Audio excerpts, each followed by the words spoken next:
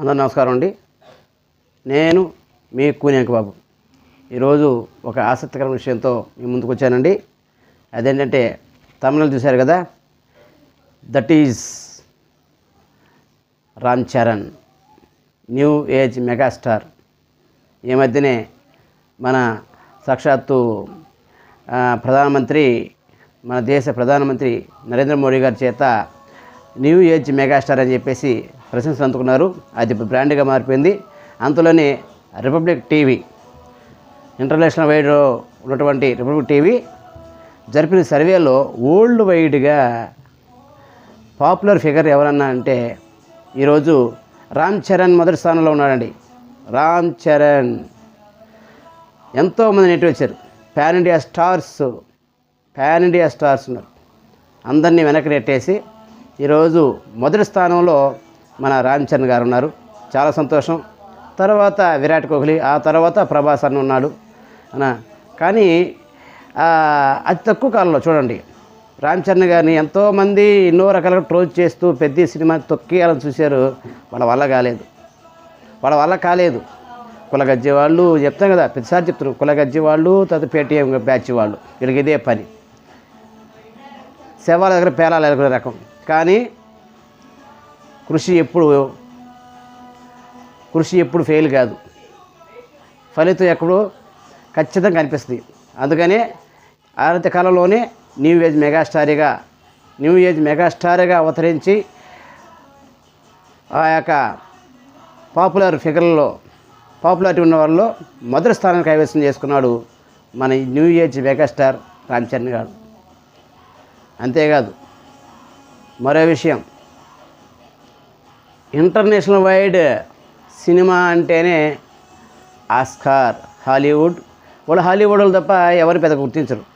ఆ ఆస్కార్ లోగోని ఈ మధ్య రిలీజ్ చేసిందండి.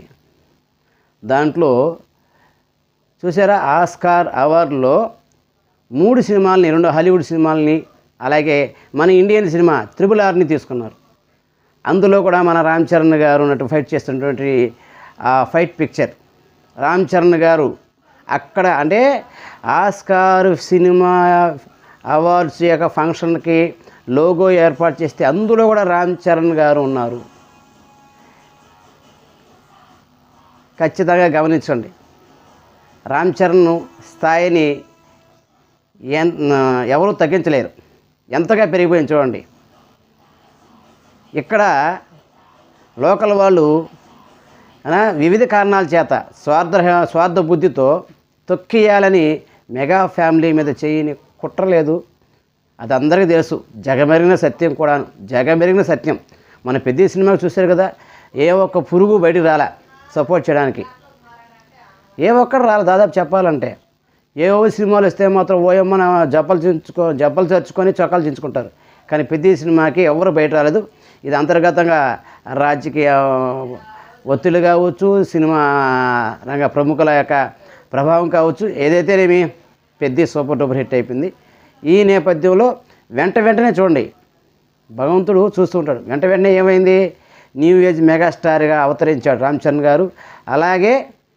అలాగే రిపబ్లిక్ టీవీ వాళ్ళు చేసిన సర్వేలో పాపులర్ ఫిగర్ ఎవరంటే రామ్ చరణ్ గారు.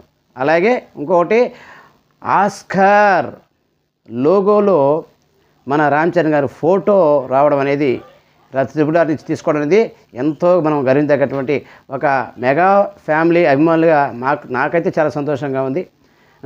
అయితే నేను ఇక్కడ వేరే వాళ్ళు కించపరచడం కాదు. ఎందుకంటే మనం ఇతర హీరోల్ని ఎప్పుడైతే కించపరుస్తామో వాళ్ళు రెడీగా ఉంటారు మన హీరో కించపరచు. ఇది ఒక్క లాజిక్ ఎందుకు మిస్ అవుతున్నారో అర్థం కావడం. చాలామంది కూడా పని కట్టుకొని ఇతర హీరోల్ని ఇబ్బంది పడుతూ ట్రోలింగ్ చేస్తూ ఉంటారు.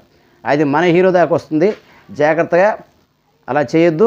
ఇప్పుడు ఈ సందర్భంలో new age megastar Ram Charan గారికి నా హృదయపూర్వక అభినందనలు.